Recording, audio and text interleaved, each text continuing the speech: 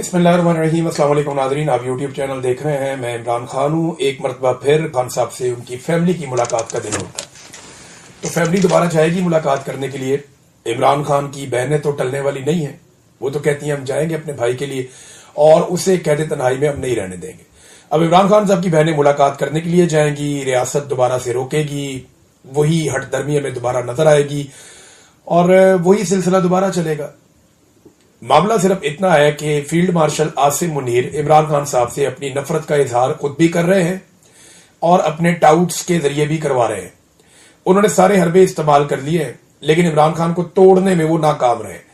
अब एक आदमी जिसे आप तोड़ नहीं सके, अब उसको तनहा कर रहे हैं ताकि उसका पैगाम बाहर ना आए, यानी उसके पैगाम को बदल नहीं सके, उसकी सोच को शिकस्त नहीं दे सके, तो अब उसकी जो आवाज है उसी को कुचल दो, उसकी आवाज बाहर आए ही ना। तो इसके लिए इमरान खान साहब की बहनों से उनकी मुलाकात, जो एक बुनियादी हक है एक कैदी का कि उसकी मुलाकात करवाई जाए, अदालती ऑर्डर उनके पास है, अदालती अहकामात के मुताबिक तो मुलाकात होनी चाहिए, लेकिन उसके खिलाफ किया जाता है और मुलाकात नहीं की जाती। बूटों तले रोंद दिया जाता है अदालती अहकामात को। एक दफा फिर पाकिस्तान तहरीक इंसाफ ने पोस्टर जारी कर दिया है और ये पोस्टर है जनाब बरतानिया में फिर से एहतजाज का कि यहां पे हम दोबारा धरना देंगे मंगल वाले दिन। पिछले मंगल को जब धरना दिया गया तो शहजाद अकबर ने लीड किया था लंदन में और अगले दिन शहजाद अकबर के ऊपर हमला कर दिया गया उनके घर में, लेकिन शहजाद अकबर हिम्मत के साथ खड़े रहे। अभी उनको सिक्योरिटी पुलिस ने प्रोवाइड की हुई है और कुछ चीजें जो है उनकी इन्वेस्टिगेशन हो रही है। उम्मीद है कि जो हमलावर है वो पकड़े जाएं और उनके खिलाफ कोई कानूनी कार्रवाई हो। लेकिन सवाल यह पैदा होता है कि क्या इससे खौफ फैला, तो जवाब यह है कि नहीं फैला। शहजाद अकबर ने वो पोस्टर अब जो है वो शेयर किया कि जनाब पहुंचे दोबारा सारे धरना देने के लिए, इमरान खान साहब को कैद तन्हाई में डाला हुआ है, उसके लिए सब लोग मिलकर आवाज उठाए। तो इससे तो फर्क नहीं पड़ता ना, मार कुटाई से, बंदे गिरफ्तार करने से, जबरी गुमशुदगियों से क्या कभी कोई तहरीक रुकी है?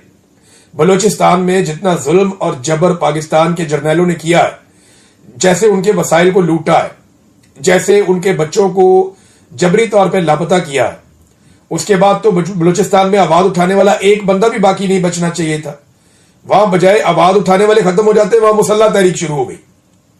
ये इन्होंने किया, नेकी की इन्होंने बलूचिस्तान के साथ। इसी तरह अगर आप चले जाएं खैबर पख्तूनख्वा में कबायली इलाकों में ड्रोन हमले किए, मार्टर हमले किए, बेशुमार ऑपरेशंस किए वहां पे, लेकिन क्योंकि पब्लिक की मर्जी के खिलाफ चीजें की, वहां के वसाइल चोरी किए तो लोग खिलाफ हो गए। तो इसी तरह से ये दबाने से, मार कुटाई से तहरीकें नहीं दबती होती। सुहेल अफरीदी वापस पहुंचे खैबर पख्तूनख्वा, उन्होंने जाके अपनी काबीना से बातचीत की और अपनी काबीना को उन्होंने बताया कि जो पंजाब हुकूमत का रवैया था वो इंतहाई अफसोसनाक था, वो बहुत तकलीफ दे था।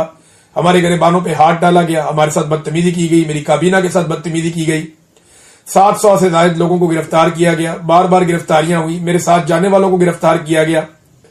तो उन्होंने लाइटें बंद कर दी गई, खाना खाने के लिए जहां जाना था वहां पे लाइटें बंद कर दी गई, हर तरफ पुलिस ने रुकावटें खड़ी की थी। तो ये सारी बातें सुहेल अफरीदी ने ना सिर्फ अपनी काबीना के सामने रखी, बल्कि मरियम नवाज को एक खत भी लिखा है। ये इंतहाई जमहूरी तरीकाकार है।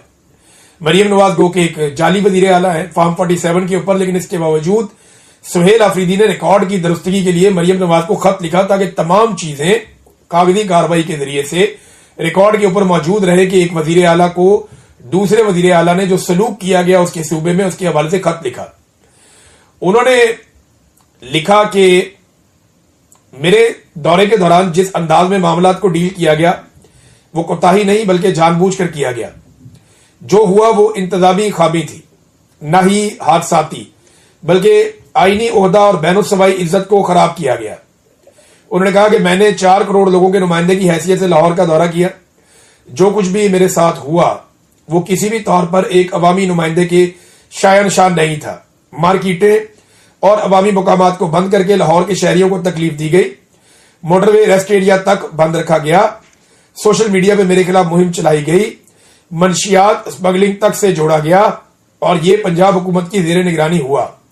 ऐसे रवैये और अंदाज से मेरी शख्सियत को तबाह करने की कोशिश की गई जिसे किसी भी तौर नजरअंदाज नहीं किया जा सकता। इंतजामी तौर पर ऐसे हरबे इस्तेमाल किए गए जिनका मकसद तज़हीक करना था। उन्होंने कहा ऐसे तरीकों से रियासती यूनिट्स में हमआहंगी को खत्म करने की कोशिश की गई। मैं खत के जरिए इस अंदाज और तौर तरीकों पर भरपूर एहतजाज करता हूं।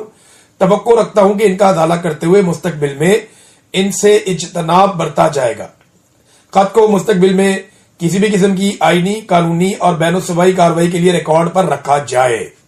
ये उन्होंने कहा जी कि इसको खत को आप रिकॉर्ड के ऊपर रख लें ताकि आइंदा सनद रहे और बवक्ते जरूरत काम आए। ये जो कुछ भी आपने गंद मारा पंजाब में, तो सुहेल आफरीदी ने वो लिखकर बता दिया। नाज़रीन, मुज़ाकरात के हवाले से अपोजिशन की एक हिकमत अमली सामने आई है। अपोजिशन ने सबसे पहले तो ये सवाल उठाया कि अगर हुकूमत मुज़ाकरात करना चाहती है तो सबसे पहले हुकूमत ये शो करे कि उनके पास इख्तियार है, यानी हुकूमत को अपना इख्तियार साबित करना पड़ेगा कि हुकूमत के पास इख्तियार कितना है। मुलाकात भी इमरान खान से नहीं करवा पाते, जो कहते हैं वो कर नहीं पाते, तो इनके जब बस में नहीं है कुछ भी करना, तो फिर ये मुज़ाकरात कैसे कर सकते हैं? इनका मैंडेट कितना है? ये कितनी बात कर सकते हैं और कितनी बात पूरी कर सकते हैं? ये सवालात अपोजिशन अब उठा रही है हुकूमत से। हुकूमत के लिए इससे मुश्किलात बढ़ेगी। और इसमें एक और जो स्टेटमेंट है वो महमूद अचकज़ई साहब के हवाले से आया कि सारी पार्टियों, इदारों, जर्नैलों, जजों को सबको बिठा लो, हर कोई अपनी डोमेन में वापस चला जाए और वहां से आईन के मुताबिक पाकिस्तान आगे बढ़े। हम पाकिस्तान को मुश्किल से निकालना चाहते हैं। खान साहब से ना डरे, वो बड़ा आदमी है, वो किसी से इंतकाम नहीं लेगा। ये अल्लामा राजा नासिर अब्बास साहब ने भी कहा, यही बात जो है महमूद अचकज़ई साहब ने भी कही, और उन्होंने बड़ा क्लियर मौक़िफ़ दिया। और पाकिस्तान तहरीक इंसाफ ने कैटेगोरिकली कहा कि जी मुज़ाकरात का इनको इख्तियार दिया हुआ है इमरान खान साहब ने, तो ये मुज़ाकरात कर लें।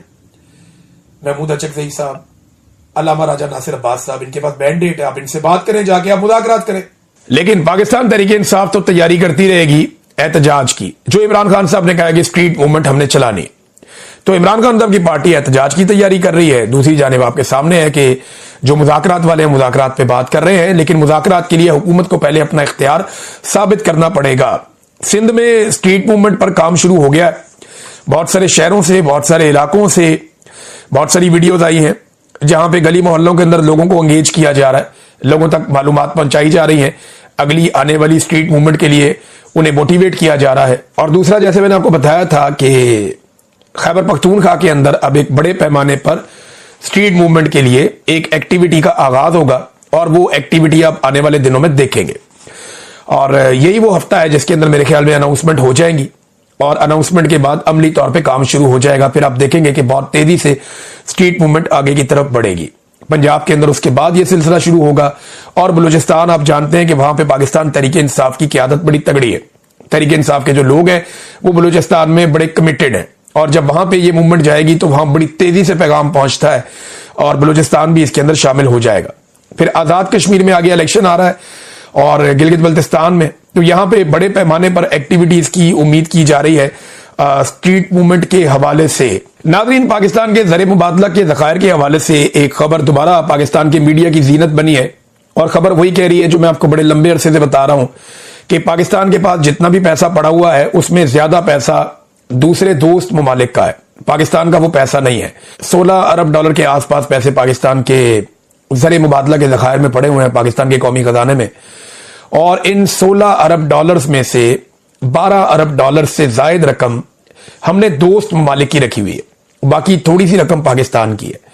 और रोल ओवर करने के चक्कर में पाकिस्तान अब कर क्या रहा है, पाकिस्तान अपने असासे दोस्त ममालिक को दे रहा है। अगर पाकिस्तान इसी तरह अपने असासे दोस्त ममालिक को देता रहा तो पाकिस्तान के साथ क्या होगा ये मैं आपको आगे चल के बताता हूं। लेकिन पहले ये डाटा देखें। ये एक रिपोर्ट आई है, ये डॉन की रिपोर्ट है। रिपोर्ट के मुताबिक साल 2022 से अब तक कुल 25 गैर मुल्की कंपनियां पाकिस्तान से या तो अपना कारोबार मुकम्मल तौर पर लपेट कर या अपने शेयर्स बेचकर जा चुकी हैं या अपने ऑपरेशंस में बहुत हद तक कमी ला चुकी हैं। मौजूदा साल 2025 में अब तक 5 गैर मुल्की कंपनियां पाकिस्तान से जा चुकी हैं। पाकिस्तान से कारोबार लपेटने वाली गैर मुल्की कंपनियों का ताल्लुक energy, pharmaceutical, engineering, chemicals, transport, IT और टेली कम्युनिकेशन के सेक्टर से है। ये कंपनियां पाकिस्तान एक एक करके छोड़ती चली जा रही हैं। देखिए, अगर इसी तरह आप अपने जो कर्जे आपने लिए हुए हैं या जो पैसा आपने लेकर डिपॉजिट किया हुआ है अपने कौमी खजाने के अंदर, उनके बदले में अगर आप दोस्त ममालिक को असासे देंगे तो उसका नतीजा आपको पता क्या निकलेगा। गवादर के हवाले से मैं आपको एक चौंका देने वाली खबर देता हूं। और ये खबर अभी कैसर बंगाली साहब हैं, उन्होंने मंजर आम पर लेकर आए और सोशल मीडिया पे ये गर्दिश भी कर रही है। दावा यह है कि गवादर में पाकिस्तान का जो शेयर है, ये पूरे गवादर की मैं आपको बात कर रहा हूं, गवादर को पाकिस्तान की तरक्की का एक बहुत बड़ा पिलर कहा जाता है कि फ्यूचर में गवादर में एक बहुत बड़ी बंदरगाह बनेगी, उसके जरिए से पाकिस्तान बहुत तरक्की करेगा, पाकिस्तान में बहुत ज्यादा इंप्लॉयमेंट जनरेट होगी, गवादर के अंदर एक नया शहर बसेगा, एक बहुत बड़ा और जदीद शहर, जैसे शहर आपको मस्कत है, जैसे यूएई है, दुबई है, जैसे शारजा है, इस किस्म का एक बड़ा शहर जो है वो आबाद किया जाएगा गवादर में। लेकिन गवादर है किसका, ये उन्होंने बताया कि गवादर में पाकिस्तान का शेयर सिर्फ 9% है और चाइना का शेयर 91% है। 91% चाइना, 9% पाकिस्तान। और अगर चाइना ने किसी वक्त पाकिस्तान से पैसे मांगे तो थोड़े पैसों के एवज सारा का सारा गवादर चाइना का हो जाएगा। अगर ये सारा गवादर चाइना का हो जाता है, यही गारंटी पाकिस्तान की हुकूमत ने दी है ना, तो फिर आपको गवादर खाली करना पड़ जाएगा। बिल्कुल वैसे ही जैसे श्रीलंका में और बांग्लादेश में उन्होंने अपने पोर्ट और बड़ी अहम जगह जो है वो सारी की सारी चाइना को दे दी, इसी तरह आपको पूरा गवादर चाइना को देना पड़ेगा। फिर चाइना बन जाएगा गवादर का मालिक और आप हाथ मलते रह जाएंगे। ये पाकिस्तान के हुक्मरानों ने पाकिस्तान के साथ किया। ये पिछली 1.5 दहाई का सारा किस्सा है। 15-20 साल के अंदर ये पाकिस्तान के साथ खेल इन्होंने खेल दिया। अब गवादर के अंदर एक तहरीक चलती है, आपको याद होगा, हक दो तहरीक। ये जमात इस्लामी चलाती है, वहां पे गवादर के शहरियों को लेकर सड़कों पे बैठ जाते हैं। मेरे एक सोर्स ने मुझे यह दावा किया कि ये जो हक दो तहरीक चलती है ना, इसके पीछे एजेंसियां हैं पाकिस्तान की, क्योंकि उन्हें यह लगता है कि अगर ये लोग यहां से ये इलाका छोड़कर चले गए तो फिर चाइना बड़े आराम से पूरे गवादर के ऊपर काबिज हो जाएगा और गवादर चाइना का हो जाएगा। तो एक प्रेशर टैक्टिक्स के तौर पे जमात इस्लामी का बंदा हक दो तहरीक के हवाले से, ये मेरे दोस्त ने दावा किया, उन्होंने कहा जी कि हक दो तहरीक जो है वो एजेंसियों की चलाई हुई तहरीक है। गो कि उनके मुतालबे बड़े अच्छे लगते हैं कि जनाब समंदर के अंदर शिकार ना खेलें, कोई ट्रेलर माफिया ना आए, कोई शराब नोशी ना हो, कोई रास्ते बंद ना किए जाए। तो मुतालबात उनके बड़े अच्छे लगते हैं सुनने में, या हमें यहां से ना निकाला जाए, हमें नई जगहों पे शिफ्ट ना किया जाए। तो 50,000 लोगों को वो साथ जोड़ा हुआ हक दो तहरीक चलती है और बड़ी कामयाब चलती है। वो कहते हैं जिसकी वजह एजेंसियां हैं, ताकि चाइना के ऊपर ये दबाव बना रहे कि ये गवादर खाली करके नहीं देना आपको। लेकिन अगर आप पैसे नहीं दे पाएंगे तो फिर आपको गवादर खाली करना पड़ेगा। एक अजीबोगरीब सूरत हाल जो है वो गवादर में बनी हुई है। और इस वक्त पाकिस्तान के अंदर पाकिस्तानियों की तवज्जो कितनी है, 1000 अरब के तरक्याती बजट पाकिस्तान के पास, हुकूमत के पास मौजूद था। ये डाटा मैं आपके सामने रख रहा हूं। 1000 अरब का तरक्याती बजट है, उसमें से सिर्फ 9% खर्च हुआ, यानी 1000 अरब में से सिर्फ 90 अरब खर्च हुआ और 910 अरब जो है वो खर्च नहीं हुआ। ये इन्होंने पाकिस्तान के साथ क्यों किया? देखिए, आधा साल गुजर गया, आधा साल बाकी है। आधे साल के अंदर 9% रकम खर्च की है और 91% रकम खर्च नहीं की। ये ऐसा इसलिए करते हैं कि ये पैसा बचा बचा के रखते हैं और बाद में इसको सियासी रिश्वत के तौर पे अरकान असेंबली के अंदर ये इधर उधर बांटते हैं पार्लियामेंटेरियंस को और अपने अल्ले तल्लों में खर्च करते हैं। रोजाना की बुनियाद के ऊपर ये 6 अरब रुपए का कर्जा ले रहे हैं। वो पैसा किधर जा रहा है? जो 6 अरब रुपए का रोजाना ये कर्जा ले रहे हैं, 858 अरब का कर्जा इन्होंने 5 महीने में ले लिया, वो पैसा किधर जा रहा है? तरक्याती मंसूबे सारे के सारे रोके हुए हैं। सिर्फ 90 अरब के मंसूबे इन्होंने किए हैं आधे साल में, जबकि कम से कम 500 अरब के मंसूबे होने चाहिए थे। अब तक इन्होंने अपनी रकम में से सिर्फ 9% खर्च किया है। बाकी रकम को ये सियासी रिश्वत के तौर पे इस्तेमाल करेंगे या पैसे को बचा लेंगे और तरक्याती मंसूबे रोक लेंगे और इस पैसे को जमा करेंगे कौमी खजाने में और कहेंगे जी हमने कौमी खजाना बढ़ा दिया है। नादरीन, ये सब फ्रॉड है। अवाम की तरक्की के लिए ये हुकूमत कुछ नहीं कर रही और जब आप इकदाम नहीं करते तो फिर आपके साथ यही होता है। आप इंडिया की मिसाल ले लेना, ये आप मिसाल देखें इंडिया की। इंडिया में 24 घंटे के अंदर 50 अरब डॉलर की सरमायाकारी के मुआहदे हो गए। 50 अरब डॉलर, ये रिकॉर्ड लग गया। 24 घंटे के अंदर इंडिया ने दुनिया से 50 अरब डॉलर के सरमायाकारी के मुआहदे कर दिए और इंडिया की जो जीडीपी है वो इतनी तेजी से ग्रो कर रही है कि वो 8.2% तक जो इसकी ग्रोथ है जीडीपी की वो बढ़ने जा रही है। पाकिस्तान को इमरान खान साहब 2 साल तक लगातार 6% पर लाए थे और अब पाकिस्तान जो है वो उससे आधे पर भी नहीं है, बल्कि ये माइनस में ले गए थे। बेड़ा गर्क कर दिया पाकिस्तान की माशी ग्रोथ का। और इंडिया कहां पहुंच गया? 8.2% तक ये एक्सपेक्ट किया जा रहा है जिस तरीके से इंडिया में सरमायाकारी आ रही है। तो इंडिया के पास फील्ड मार्शल भी नहीं है, वो इतना आगे भी निकल गया। समझ नहीं आती कि वो कैसे तरक्की कर रहे हैं। नाज़रीन, एक और अफसोसनाक वाकया पेश है और यह वाकया हुआ कराची की अदालत में।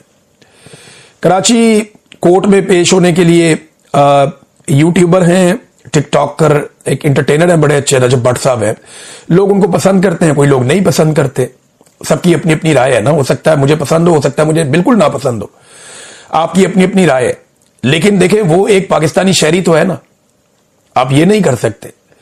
वो अदालत के अंदर गया और वकला के एक जत्थे ने उसके ऊपर अटैक कर दिया, उसको मारा कुट्टा के इसने एक वकील के ऊपर तनकीद की है।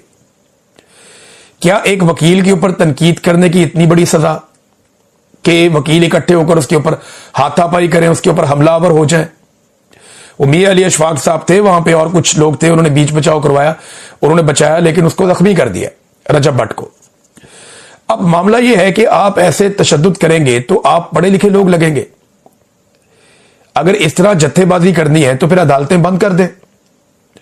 यहां वकीलों को जबरी तौर पे लापता किया गया, बहुत सारे वकील हैं, मैं जानता हूं, उन्हें जबरी तौर पे गुमशुदा किया गया, उन्हें तशद्दुद का निशाना बनाया गया।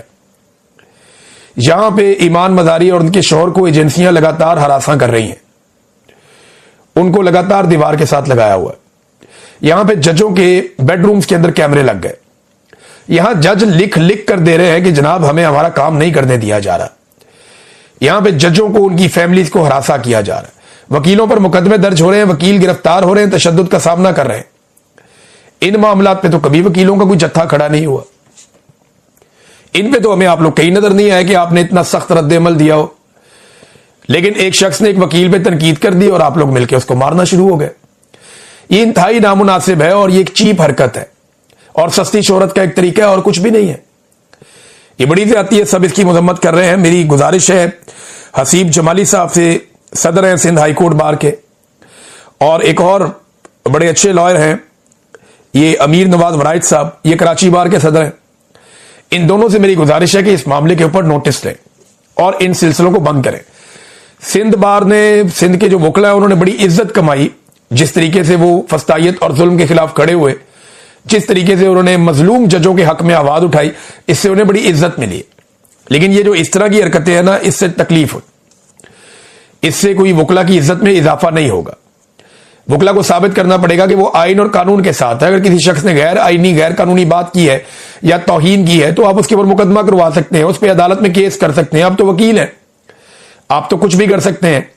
लेकिन एक वकील पर तनकीद का, कितने वकीलों पर रोजाना तनकीद होती, बड़े बड़े वकीलों पर तनकीद होती, तो क्या हर एक को मारना शुरू कर देंगे, हर एक पे टॉर्चर करेंगे? तो तनकीद होती है, लेकिन बर्दाश्त करने की भी आदत डालनी चाहिए। लेकिन आप कानून के साथ चले ना, आप तो कानून वाले लोग हैं, आपने काला कोट पहना हुआ है। तो ये इंतहाई सख्त ज्यादती है, इस पे वकला तंजीमों को एक्शन लेना चाहिए और इस किस्म की हरकतें आइंदा के लिए बंद करवानी चाहिए, इनकी कोई गुंजाइश नहीं होनी चाहिए।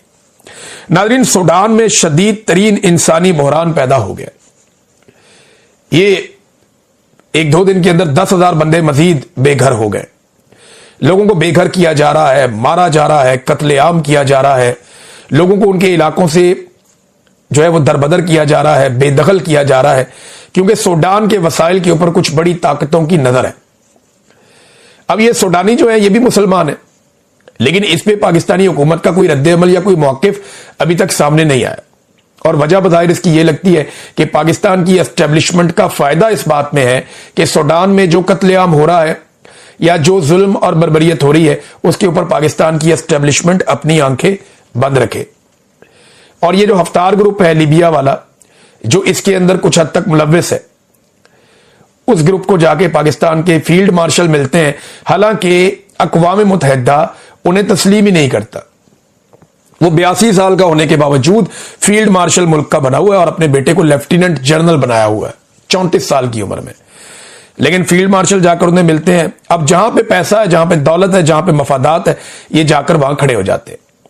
सुहेल बड़ाइच साहब ने एक स्टेटमेंट दिया। उन्होंने कहा जी शहबाज शरीफ एक कामयाब वजीर आजम, उन्होंने करार दिया। ये जो अफवाहें आ रही है ना, इनमें कोई सदाकत नहीं है कि कोई और सेटअप आ जाएगा, शहबाज शरीफ कंटिन्यू करेगा, बहुत कामयाब वजीर आजम है। मेरा सवाल यह है कि कामयाबी का पैमाना क्या है? सिर्फ जूते पॉलिश करना या एस्टेब्लिशमेंट के साथ चलने की सलाहियत, यह है कामयाबी का पैमाना? पाकिस्तान कहां है इस पैमाने में? पाकिस्तान की मईशत इमरान खान के दौर में बेहतर थी, आज बुरी है, तो शहबाज शरीफ कैसे कामयाब हो गया? पाकिस्तान में दहशतगर्दी के हालात इमरान खान के दौर में बेहतर थे, आज बुरे हैं, तो शहबाज शरीफ कैसे बेहतर हो गया? पाकिस्तान के अंदर इंसानी हकूक इमरान खान के दौर में बेहतर थे, आज बुरे हैं, तो शहबाज शरीफ कैसे बेहतर हो गया? पाकिस्तान के नजरियात जो इमरान खान साहब के दौर में हमने कायम रखे हुए थे, आज हर नजरिए को हम तोड़ते जा रहे हैं, चाहे वो इसराइल हो, चाहे वो फलस्तीन हो, चाहे वो कश्मीर हो, चाहे वो जितने भी खारजी मामलात हैं, तो हम अपने नजरियात से पीछे हट रहे हैं। तो इमरान खान के दौर से शहबाज शरीफ का दौर कैसे कामयाब हो गया? सियाहत के लिए लोग पाकिस्तान में आते थे, आज पाकिस्तान का वजीर आजम और पाकिस्तान के वज़रा और शरीफ खानदान और जरदारी खानदान ये सियाहत पे पूरी दुनिया में जाते हैं, पाकिस्तान में सयाह नहीं आ रहे। तो शहबाज शरीफ कामयाब कैसे हो गया? यानी कामयाबी का मतलब यह है कि आप जूते पॉलिश करें, तो जो जितने अच्छे जूते पॉलिश करेगा वो उतना कामयाब है। तो सुहेल बड़ाइच साहब, मुझे अफसोस हुआ ये सुन के, ये जो पैमाना कामयाबी का आपने कायम कर दिया कि शहबाज शरीफ कामयाब है इसलिए कि उसके एस्टेब्लिशमेंट से ताल्लुकात हैं या वो जर्नैलों के जूते अच्छे पॉलिश कर लेता है, तो ये कोई पैमाना नहीं है, इससे पाकिस्तान आगे नहीं बढ़ेगा। अब तक के लिए इतनी, अपना ख्याल रखिएगा, अपने चैनल का भी। अल्लाह हाफिज।